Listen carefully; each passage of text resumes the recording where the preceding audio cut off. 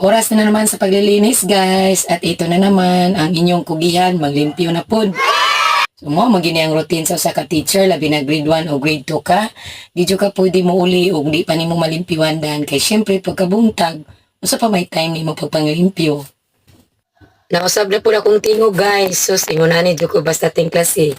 Dali na dyo kay kumapagaw. Ambot lang iswerte ragi kay sa ubang maestra nga.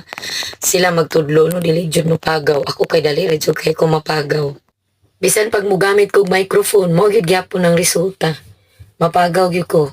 Siguro na nagi ko diferensya sa kuang kuan kining ambot sa tilaok ba or unsa ba ni basta grade 1 or grade 2 teacher ka, labi na combination class, dili jud ko kapahuway gyud. Kay mahuman ang grade 1, maadto na po ko sa grade 2. Mahuman ang grade 2, maadto na po ko sa grade 1. Grabe, 15 years jud kong kinumbi nga klase. Murag ambot lang, matiguang na siguro ko yung unahan na lang gyud ako ang role. Kasara gyud ko, naka-experience og monograde, then gibalik na po ko dayon og combination class.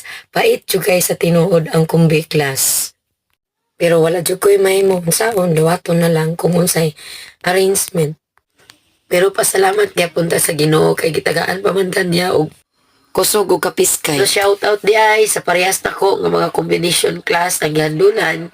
So but pasabot kana nakita gid sa Ginoo nga kaya gid ay nato tanan. Ika 4 days pa sa klase pero akong tingog ambot na lang gyud di na gyud ko ka voice over ani siguro sa sunod. Undang na lang pod kay saon mo pag voice over ug wala na kay tingog.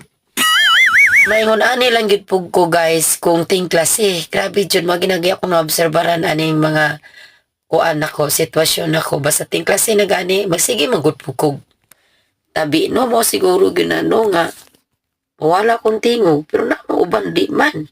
Aside sa mga limpyo guys, manguri-kuri pa kita ng mapapil usahay na pag yung mga gibuhat sa mga bata nga dili machikan. So chika na po nakudaan. So mo nang mahapnan dyan ko guys. Usahay makauli ko alas 6 hapon. Agwanta gyud mga kugihan nga teachers. So yung nanay man gyud nga nabitaw ni sulod ta sa pagka-teacher. So unsay mga buluhaton hala. Buhaton na lang gyud usahay makatulog lagi sa kakapoy. Bintahan na lang ani mga gugihan kay nakamotor ko ani nga time so mabawas-bawasan na pod ang kakapoy na to magbaklay pauli sa balay. Akong anak na lang gyud akong isugo ano pag video kay sao naman ako pag video nga ga-drive man ko. Alingaw po kay kong anak cooperative gyud pug kay siya kini akong anak guys buutan kay daw ni siya. Kay sa una ako pa may teacher ani karon kay lain na yang teacher pasidanan ginanak ko siya kanunay nga magtarong jud ka kay dili na ako ang imong teacher pangutan-on ginako ni kanunay ug unsay gipabuhat sa maestra miingon na pud siya og wala spelling wala assignment okay ra gyapon be a good boy lang gidong kay na ako joy unang mubunal nimo kung di ka magtarong sa grade 2 o grade 1 pa ni siya ako magiyahang teacher manganad po ning anak ko yung unay ang ilang teacher.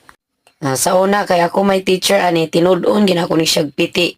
Guys, ang style man gud niya sa una kana bang wala jud siya eye to eye contact sa usa ka maestra.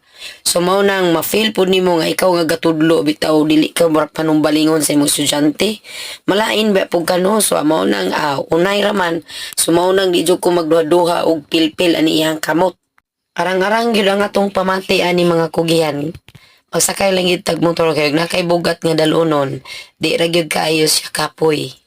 Na magidagang dalunon usahay unsay mga buluhaton sa eskwelahan, madala gyud usahay sa balay.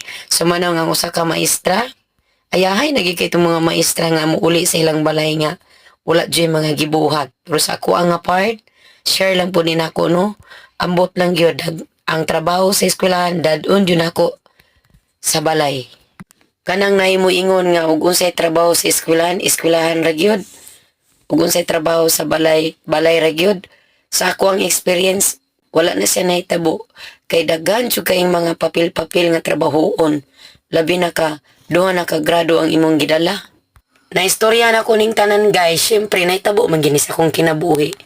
That's all for today's video guys. Thank you for watching. Bye.